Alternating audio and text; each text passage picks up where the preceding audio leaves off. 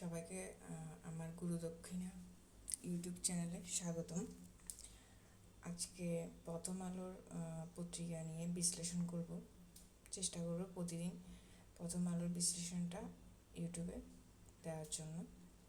তো আমরা প্রথমত হেডিংগুলো পড়ব, মানে হেডলাইনগুলো পড়ব, এবং ওই হেডলাইনগুলো আমাদের কাজে লাগবে বিভিন্ন ফোকাস রাইটিংয়ের সময়, রিটেন বিভিন্ন পরীক্ষায়, এছাড়া বিসিএসের ক্ষেত্রে লিখিত পরীক্ষায়, বিভিন্ন আন্তর্জাতিক এবং বাংলাদেশ বিষয়াবলী লিখার সময় আমাদের এই হেডলাইনগুলো আমাদের আর পত্রিকার বিভিন্ন কি পয়েন্টগুলো আমাদের দরকার হতে পারে। প্রথমত আমরা আসি বরাদ্দ কমছে শিক্ষা ও স্বাস্থ্য খাতে। বাজেটে 25-26 বাজেট অনুসারে শিক্ষা ও স্বাস্থ্য খাতে এবছর কিছুটা বাজেট কমে গেছে। আপনারা এখানে অ্যামাউন্টগুলো পড়ে নিতে পারবেন। তারপর স্থলপথে বাংলাদেশি কিছু পণ্যের আমদানিতে ভারতের বিধিনিষেধ। ভারত বাংলাদেশের স্থলপথ দিয়ে আগে অনেক ধরনের পণ্য আমদানি করতো, তবে বর্তমানে তারা সেটা বন্ধ করে দিয়েছে। এই পণ্যগুলোর মধ্যে বেশিরভাগ হলো প্রক্রিয়াজাত খাদ্য, প্লাস্টিক পণ্য, সুতার উপজাত আসবাবপত্র রপ্তানি করা যাবে না। এটা ভারতের শিল্প বাণিজ্য মন্ত্রণালয় একটা বিজ্ঞপ্তির মাধ্যমে এটা জানিয়েছেন।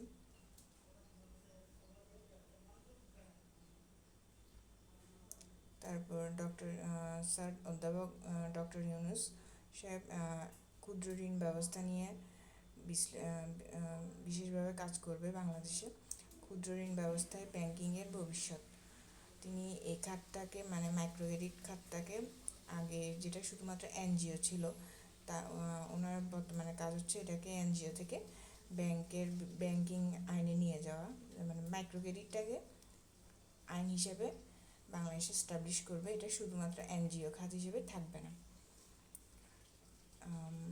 Micro credit regulatory authority, MRA মানে হচ্ছে মাইক্রো ক্রেডিট রেগুলেটরি অথরিটি। এই পয়েন্টটা এখানে একটু ভালো করে পড়ে রাখতে পারেন ডিটেলসটা। তো মেইন উদ্দেশ্যটা উনি চেষ্টা করবেন যে ব্যাংকে যেরকম আইন থাকে, যেমন 1991 আইন আছে ব্যাংকিং আইন, ঠিক সেরকম মাইক্রো ক্রেডিটটা শুধু এনজিও পর্যায়ে না রেখে বিভিন্ন এনজিওগুলোকে, যেগুলো মাইক্রো ক্রেডিট নিয়ে কাজ করে, ক্ষুদ্র ঋণ নিয়ে কাজ করে, সেগুলো নিয়ে একটা আইন করা হবে যাতে এটার বাড়ানো যায় ঘাটটা।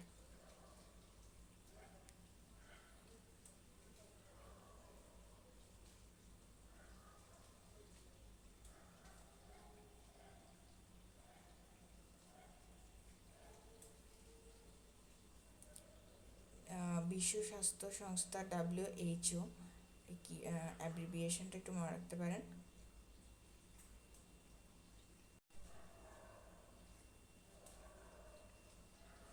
প্রথম কলামে যে স্থলপথে বাংলাদেশে কিছু পণ্যের উপর ভারতের নিষেধাজ্ঞা, এই বিষয়ে আরও ডিটেলস এখানে আছে।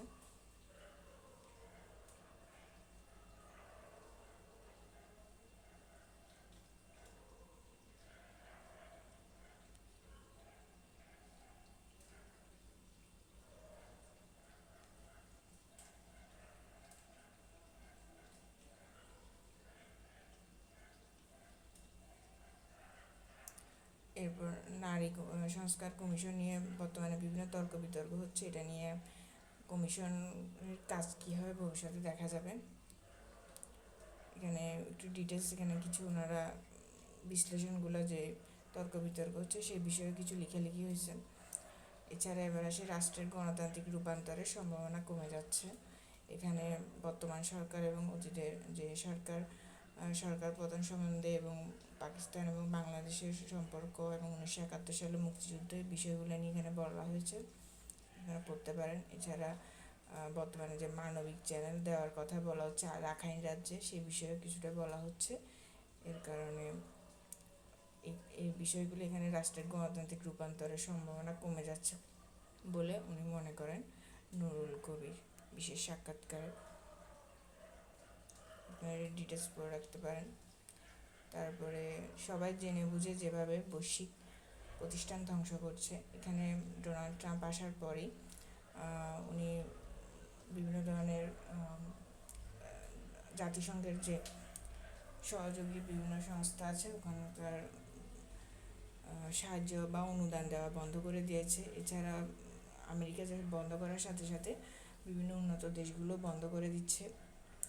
তো এই কারণে ভবিষ্যতে এখানে দেখেন লেখা আছে, কিন্তু ধনী দেশগুলো এভাবে বৈশ্বিক কল্যাণের জন্য দায়িত্ব নিতে অস্বীকার করলে যে কোনো বহুপক্ষীয় সহযোগিতায় ব্যবস্থাকে এতদিন ধরে যিনি সেই জাতিসংঘের বিভিন্ন সংস্থা ও আন্তর্জাতিক সহযোগিতায় কাঠামোগুলোকে টিকিয়ে রাখা সম্ভব হবে না, কারণ সব অনুদান যদি এভাবে বন্ধ হতে থাকে বাস্তবভাবে জাতিসংঘের বিভিন্ন যে সংস্থা বা সহযোগিতা কাঠামোগুলো বন্ধ হয়ে যাবে। এটা পুরা বিশ্বে অনেক ধরনের ক্ষতির দিকে যাবে বলে মনে করা হচ্ছে, যেমন স্বাস্থ্য খাতে, জলবায়ু খাতে। তবে যুদ্ধ বিধ্বস্ত যেসব দেশে মানবিক সাহায্য করা হতো ওই দেশগুলা অর্থটা আর পাবে না এবং বিশ্বের বিভিন্ন সমস্যা দেখা দিতে পারে। সে বিষয়গুলো এখানে তুলে ধরা হয়েছে। গাজায় নতুন স্থল অভিযান শুরু ইসরায়েল দ্বারা। এরপর যুদ্ধবিরতি চুক্তির পরে পুতিন ও জেলেনস্কির বৈঠক সম্ভব, রাশিয়ার পক্ষ থেকে এটা বলা হয়েছে।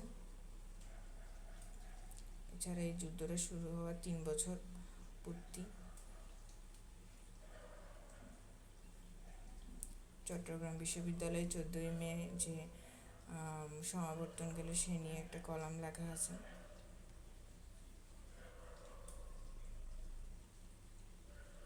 রবিয়ার জিপির মুনাফা নিয়ে কিছু বলা আছে।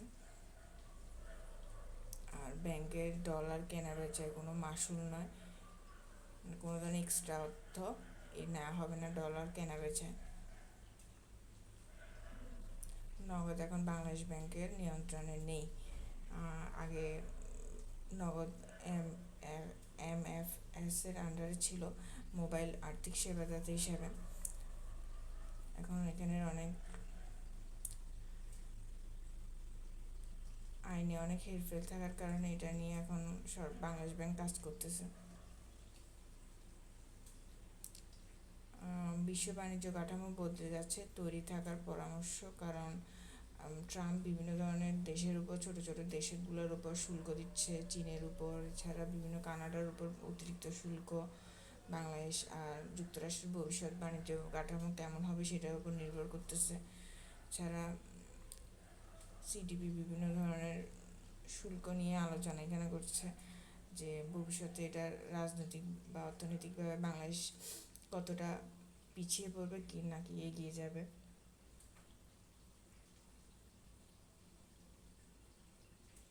বাস এতটুকুই আজকের মতো।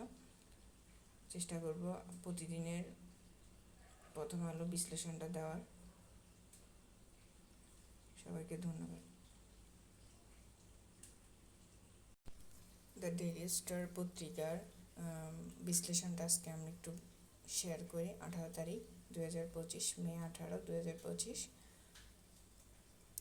India curbs land port imports from Bangladesh. curbs mean এখানে বাধা সৃষ্টি করতেছে, ইন্ডিয়া বাংলাদেশ থেকে আমদানি করবে না কিছু পণ্যের উপর। এছাড়া Yunus for a bank dedicated to microcredit নিয়ে আরও বেশি বাংলাদেশে সামনের দিকে বিভিন্ন পার্সপেক্টিভে বিভিন্ন ধরনের রুলস আনা হবে যাতে মাইক্রোক্রেডিট খাতটাকে অনেক বেশি ছড়িয়ে দেওয়া যায় দেশে। তারপর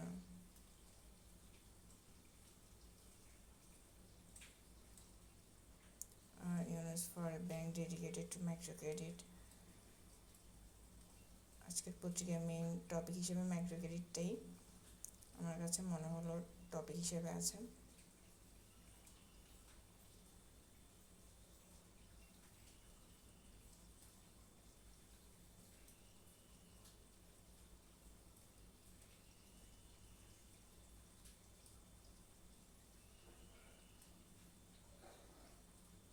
এছাড়া এই কলামটা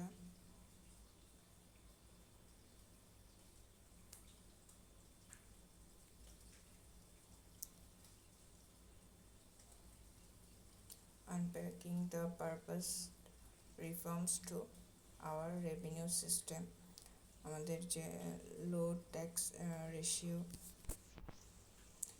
low tax GDP ratio of Bangladesh has been attributed both to the weakness of the tax administration and to the lack of innovation and reform in the tax system.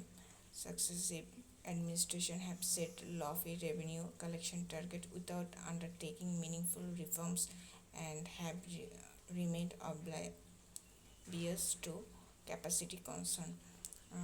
বিভিন্ন ধরনের সিস্টেম ফিল আপ না করে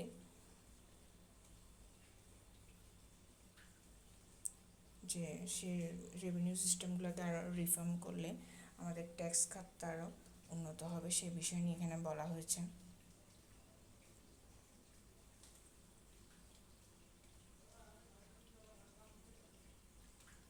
The case for cultural pluralism in urban spaces.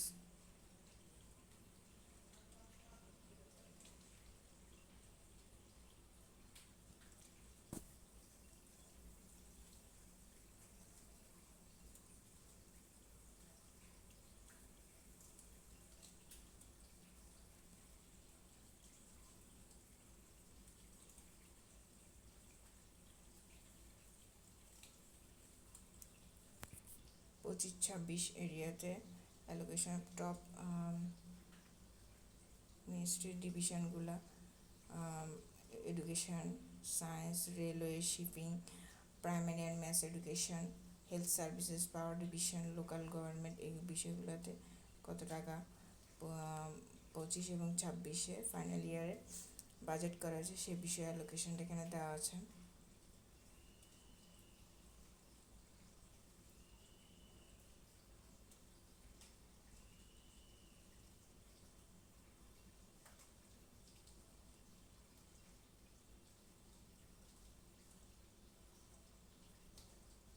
আমাদের স্টুডেন্টদের জন্য এই কলমটা অনেক বেশি জরুরি বলে আমি মনে করি।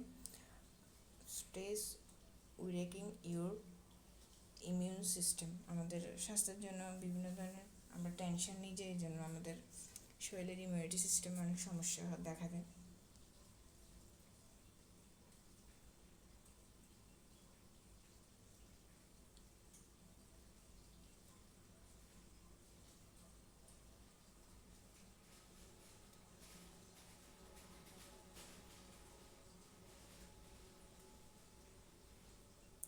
এছাড়া করিডোর নিয়ে, মানবিক করিডোর নিয়ে রাখাইনের যে টপিকটা নিয়ে আলোচনা হচ্ছে সে বিষয়ে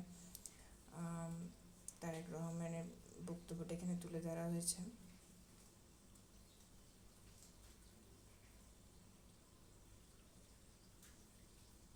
বাস আজকের মতো ডেইলি স্টার বিশ্লেষণটা এটুকুই। পরে আরও চেষ্টা করবো আমি ভালোভাবে ডিটেলস দেওয়ার জন্য প্রতিদিনের। সবাই ভালো লাগবে অবশ্যই গুরু দক্ষিণের চ্যানেলের সাথেই থাকবেন।